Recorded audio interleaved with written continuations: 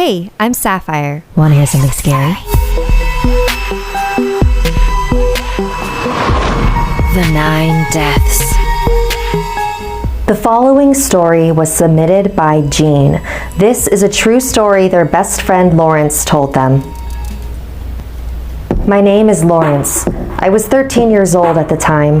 My mom and I were on a trip to my hometown in India, visiting some family. When we arrived, I went to take a shower and freshen up.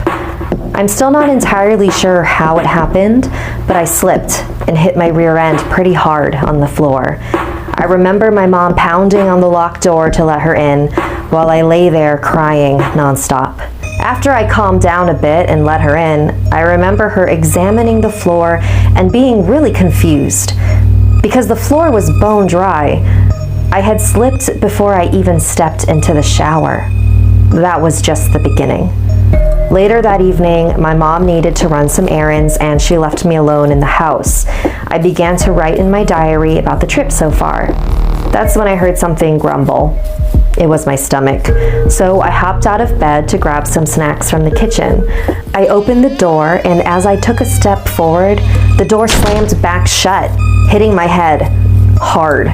I fell backward and onto the carpet.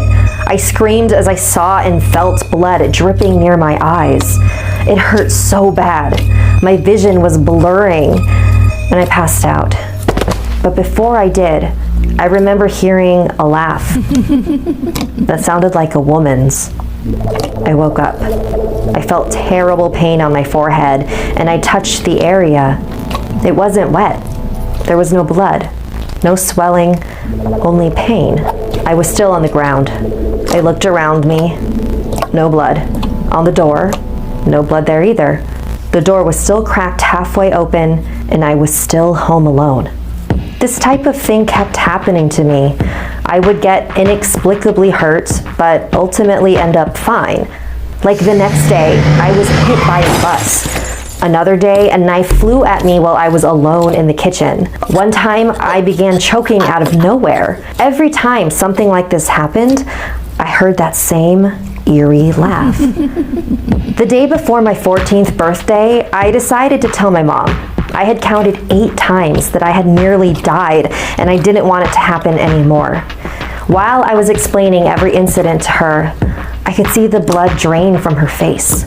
She grabbed my hand and pulled me outside, her other hand making calls on her cell phone. I remember feeling really scared. Did I do something wrong? A short ride later, we arrived at a church.